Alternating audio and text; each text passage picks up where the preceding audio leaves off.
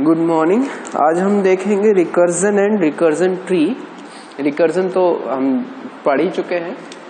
यहाँ पर एक एग्जांपल से देख लेते हैं। जैसे एक फंक्शन है जो कि एक इंटीजर टाइप n ले रहा है, ठीक है, और क्या कर रहा है, if n is less than 0 है तो रिटर्न कर दे रहा है, ठीक है। लेस देन इक्वल्स टू 0 कर लेते हैं इसको। लेस देन इक्वल्स टू 0 है तो रिटर्न कर दे रहा है। अदरवाइज क्या कर रहा है, जा रहा है फंक n-1 कॉल कर रहा है, प्रिंट n कॉल कर रहा है और फंक n-2 कॉल कर रहा है। प्रिंट n मीन्स प्रिंट करा रहा है n को, तो इसको इस तरह भी लिख सकते हो कि %d(n), ठीक है। तो अंडरस्टैंड के लिए कहीं कहीं अगर प्रिंट n दे रखा है तो इसका मतलब वो प्रिंट करा रहा है, ठीक है। तो अगर इस तरह का कंडीशन है तब कैसे सॉल्व करते हैं, क्या आउटपुट आएगा देखना है। तो इसके लिए रिकर्जन ट्री यूज करते हैं। रिकर्जन ट्री के लिए क्या करते हैं, मान चलो ये n का वैल्यू 4 है, तो सबसे पहले देखो क्या कॉल होगा, फंक 4 कॉल होगा। 4 कॉल होगा तो ये 0 से तो छोटा है नहीं, 0 या 0 छोटा, तो क्या होगा, 3 चीज कॉल होंगी। एक होगा फंक कितना 3 और एक कराएगा प्रिंट कराएगा किसको, 4 को, और एक कॉल हुआ फंक 2, ठीक है। तो फंक 3 फिर से कॉल होगा तो फिर से फंक, अब n की वैल्यू 3 हो जाएगी। 0 से छोटा तो है नहीं तो फिर से यही 3 कॉल होगा। क्या क्या कॉल होगा इस बार, एक होगा फंक 2 और प्रिंट कराएगा 3, तो प्रिंट को p से लिख देता है, ठीक है। और तीसरी चीज क्या कॉल होगी, फंक 1, ठीक है। अब इसके बाद देखो, जैसे अब इसको भी चाहो तो कर सकते हो। फंक 2 कॉल होगा तो किस में होगा, फंक 1 कॉल होगा, प्रिंट कराएगा 2 को, और फंक 0 कॉल होगा, ठीक। तो अब ये जो 2 है ये फिर से जाएगा तो ये फंक 1 प्रिंट 2 फंक 0, ये फंक 1 फिर से आएगा तो फंक 0 प्रिंट कराएगा 1 को और फंक -1, ठीक है। और ऐसे ही ये जब फंक 1 कॉल होगा तो f से कर देता हूं इसको, f0 प्रिंट कराएगा 1 को और f-1 कॉल होगा। ये जो ये वाला है ये भी कॉल होगा तो 3 चीज करेगा, f ऑफ 0 प्रिंट कराएगा 1 को और f-1। अब देखो ये जो 0 है ये कुछ भी नहीं करेगा क्योंकि ये n लेस देन 0 होगा तो रिटर्न कर देगा। ऐसे ही ये जो 0 है ये भी अब कुछ नहीं करेगा, ये फंक -1 भी कुछ नहीं करेगा, ये फंक 0 भी कुछ नहीं करेगा, ये भी कुछ नहीं करेगा, ये भी कुछ नहीं करेगा, ये भी कुछ नहीं करेगा और ये भी कुछ नहीं करेगा। तो अब फाइनली हुआ क्या कि जितने ऐसे वैल्यूज होंगी फंक्शन की जो कि 0 और -1 को कॉल कर रहा होगा, ठीक है, फंक 0 या -1 होगा n का वैल्यू, तो वहां स्टॉप हो जाएगा। तो अभी तक सारा फंक्शन कॉल हो चुका है तो यहाँ फाइनली स्टॉप हो जाएगा। तो हम देख लेंगे कि प्रिंट क्या कराएगा, ठीक है। तो प्रिंट कराना देखने के लिए ये याद रखिएगा थोड़ा सा, एक मतलब इसमें किस तरह से ट्रेवर्स करते हैं, ठीक है। तो सबसे पहले जाते हैं सबसे लेफ्ट साइड में, सबसे बॉटम में, ठीक है। तो यहां से जाएंगे लेफ्ट में, ये है, ठीक है, इसका बॉटम है, ठीक है। तो बॉटम लेफ्ट में जाना है तो सबसे पहले बॉटम, ये इसका बॉटम है, ये इसका बॉटम है, ये इसका बॉटम है, ठीक है। तो सबसे बॉटम लेफ्ट में पहुंच गए हम लोग, ठीक है। जब बॉटम लेफ्ट खत्म हो जाए तो फिर राइट में चलना स्टार्ट करेंगे, लेफ्ट टू राइट। तो सबसे पहले ये होगा ट्रेवर्स, फिर इस पे जाएगा, ये ट्रेवर्स हो गया, फिर इस पे जाएगा, ये ट्रेवर्स हो गया और इस पे वापस आ जाएगा, ठीक है। तो जब इस पे वापस आ जाएगा तो अब इसका लेफ्ट वाला पार्ट खत्म हो गया, अब लेफ्ट है नहीं तो कहाँ जाएगा, लेफ्ट टू राइट। तो इसको ट्रेवर्स करेगा, फिर इसको ट्रेवर्स करेगा और इस पे वापस आ जाएगा। तो इसका लेफ्ट खत्म हो जाएगा तो यहाँ पर लेफ्ट टू राइट फिर से चलेगा, बॉटम, अब देखो यहाँ आ गया, यहाँ सॉरी यहाँ आया, फंक 1 के पास आया, तो फिर इसके पास बॉटम है, तो जहां बॉटम होगा तो फिर से बॉटम लेफ्ट की तरफ भागेंगे। तो F0 के पास आए, ठीक है, F0 से फिर से बॉटम है नहीं तो लेफ्ट टू राइट जाएंगे।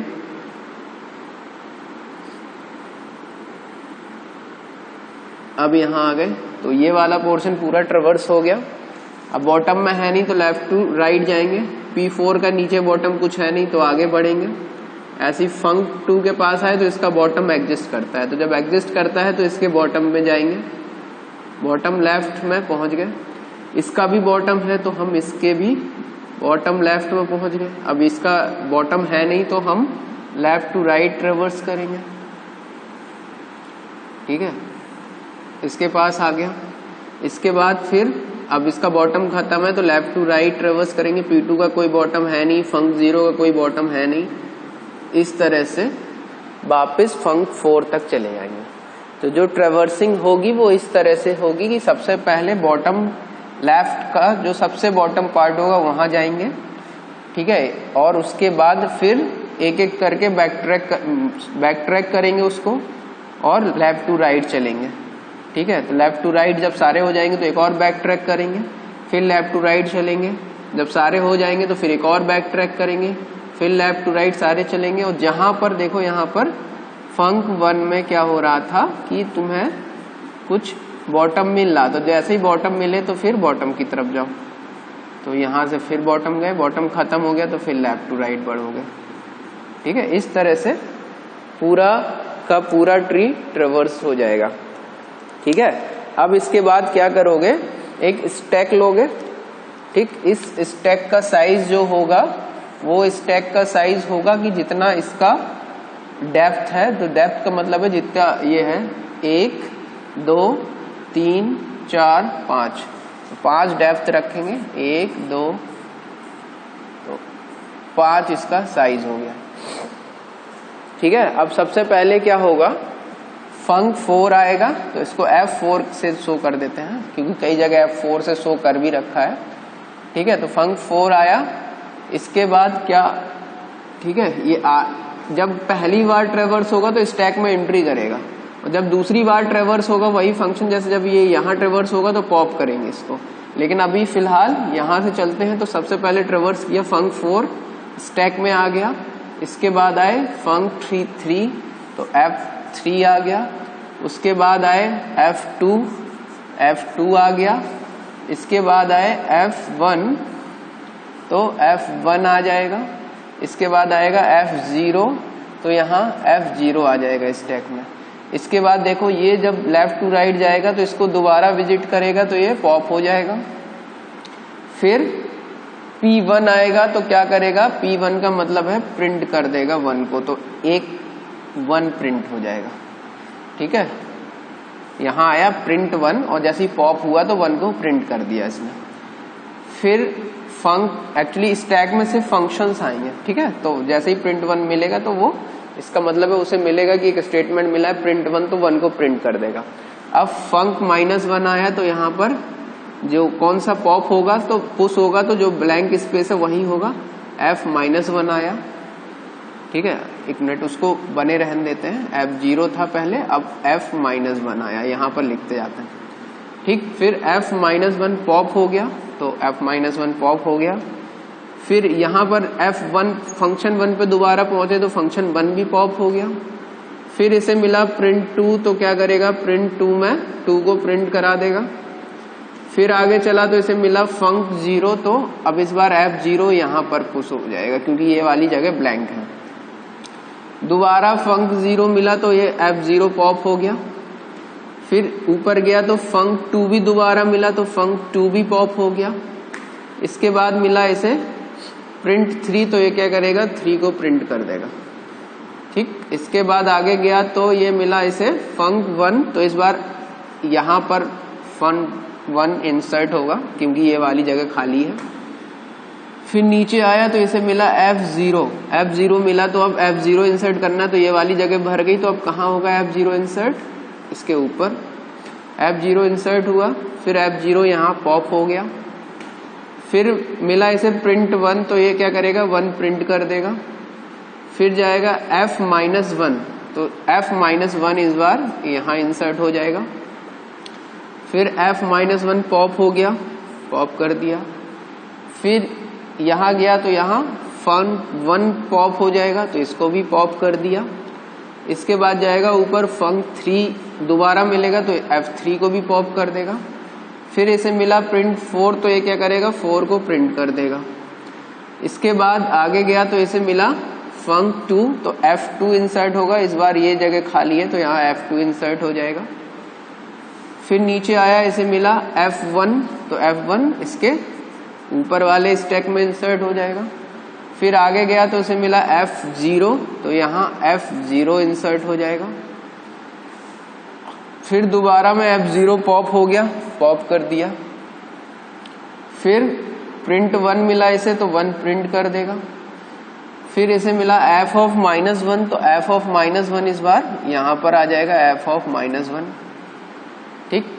फिर दोबारा f-1 मिलेगा तो ये पॉप हो जाएगा। फिर एक कदम ऊपर जाएगा तो func1 मिलेगा दोबारा, तो ये भी पॉप हो जाएगा। फिर आगे जाएगा तो print2 मिलेगा, तो print2 प्रिंट कर देगा। फिर आगे जाएगा तो इसे func0 मिलेगा फर्स्ट टाइम, तो func0 इस बार यहाँ इंसर्ट हो जाएगा स्टैक में। फिर दोबारा जाएगा तो इसे func0 मिलेगा सेकेंड टाइम, तो ये पॉप हो जाएगा। फिर ये ऊपर जाएगा तो इसे func2 मिलेगा, तो ये भी पॉप हो जाएगा, दोबारा मिल रहा है देखो। फिर इसके ऊपर जाएगा तो इसे func4 मिलेगा, तो ये भी पॉप हो जाएगा, ठीक है। तो नंबर ऑफ जो स्टैक का साइज अगर हमें किसी फंक्शन, और ये वाला जो है ये आउटपुट हो जाएगा, ठीक है, ये आउटपुट प्रिंट करेगा। तो इस तरह का क्वेश्चन गेट में बहुत आता है, तो उसको रिकर्जन ट्री के हेल्प से सॉल्व कर सकते हो। कुछ नहीं करना, आसान सा बनाना है, लेफ्ट बॉटम तक पहुंचना है। जब बॉटम खत्म हो जाए तो लेफ्ट टू राइट जाना है, और इस तरह से फंक्शन को इंसर्ट कराते जाना है और पॉप कराते जाना है। तो पुश पॉप होता रहेगा, और जब प्रिंट स्टेटमेंट आएगा तो वो प्रिंट कराता जाएगा, और इस तरह से रिकर्जन ट्री में ट्रेवर्सिंग कर करके हम आउटपुट लेके आ जाएंगे। लास्ट में ये अपना स्टैक पूरा खाली हो जाएगा, और total number of function calls calculate कर सकते हो जितना आया है, 1 2 3 4 5 6 7 8 9 10 11 12 13 14 15, ठीक है। तो टोटल 15 फंक्शन कॉल्स हुई हैं, और ये इस तरह से उनका वो है कि कौन सी फंक्शन कॉल किस वाले स्टैक के कौन से उसमें सेव हुआ है, ये भी अगर पूछा जाए तो बता सकते हो, कोई इशू नहीं है, ठीक है। इंडेक्स से भी बता सकते हो कि अगर स्टैक 0 1 2 3 4 है तो इस वाले इंडेक्स पे इतनी फंक्शन कॉल सेव हुई, या इतनी पुश हुई, इतनी पॉप हुई, कुछ भी जो भी है वो सारा का सारा आंसर इससे पूरा का पूरा मिल सकता है, कोई दिक्कत नहीं है, ठीक है। तो ये पूरा का पूरा कंप्लीट हो गया है कि किस तरह से हम आउटपुट निकाल सकते हैं, ठीक है। अब इसको और कोई क्वेश्चंस भी आते हैं तो आप लोग लगा के देखिएगा, हो सकता है एक ही फंक्शन कॉल दे रखी हो, 2 नहीं दे रखा हो, 2 प्रिंट स्टेटमेंट दे रखा हो, बहुत सारे चेंजेस इसमें हो सकते हैं। तो क्वेश्चंस देखिएगा, उसको लगाइएगा, उससे आ जाएगा, ठीक है। बस रिकर्जन ट्री बनाना और उसमें ट्रेवर्स करना, ठीक है, ये आ जाएगा। तो बहुत 2 नंबर का क्वेश्चन गेट में आता है और मोस्टली पूछा जाता है। चलिए, ठीक है, थैंक यू।